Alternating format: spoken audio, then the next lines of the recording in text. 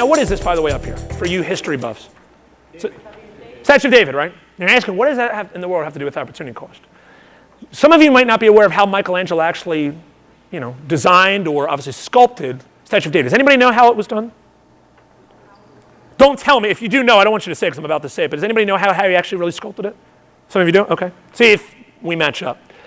Now, when I say I'm not going to say he was interviewed, but he was asked, because obviously it wasn't TV at that time, he asked, how did you, create this? It's beautiful, it's amazing. How did you sculpt it? He says, well, he's like, I didn't actually sculpt the Statue of David. This is a true story. I'm like, really? Why? Well, Statue of David was always, because he had obviously a large block of marble or whatever it would be, right? He said, actually, Statue of David was always in there. I just carved away what I didn't want. Carved away from what was already inside. Didn't sculpt it, carved away from the inside. Would we say that's a different strategic perspective to look at sculpting? Would we say he's earned the right to maybe even share something that kind of outside the box, that he's been a success, we would say, in terms of culture in the world, right? So my question to you is, within what you're looking to achieve, what is it you don't want? Because a lot of times when we look to define an objective that we want to move towards, it's a little difficult. But it's very easy for us to say what we know we don't want along the way. So there's no process to facilitate this, just because of time, but I want you to think to yourself, what is it in that plan from your perspective? And most importantly, when you talk about your planning team's perspective, what is it that we don't want both in the end result, the planning of it, and then the executing of it? What is it that we don't want in the planning of it, or the end result that we're looking to shoot for, the planning of it, and the executing of it? What don't we want? We don't want so many different agendas that we're going to be wasting time. We don't want, too many different outcomes or objectives happening where we're slowing ourselves down.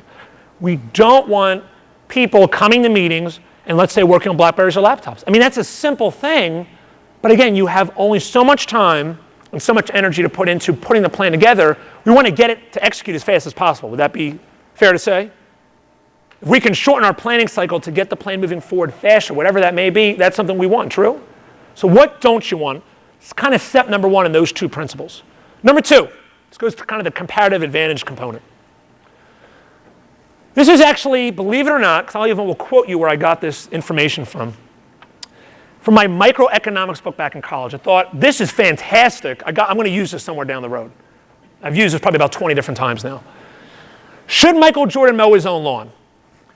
His time, I don't know if this was realistic or it was just by the book making it up. It probably makes sense to probably most of them. Let's say his time is worth $10,000 an hour. And to mow his lawn, it would cost somebody $20 an hour.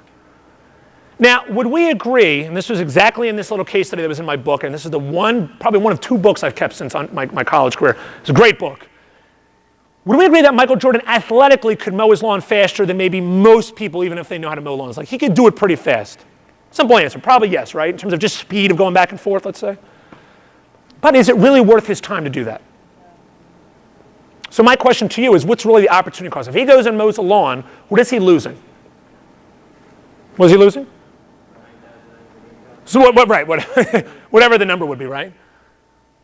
But the real question, though, now becomes is, we know that to be true. We know that he probably leverages that off so he can go, obviously, make the best use of his time, right? We would say he probably does that.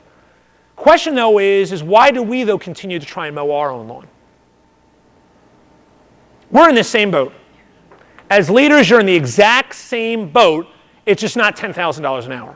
This is a clearly defined example as to, obviously, what the cost is and to leverage that onto somebody who can do it better so I can focus on what I'm really genius at, right?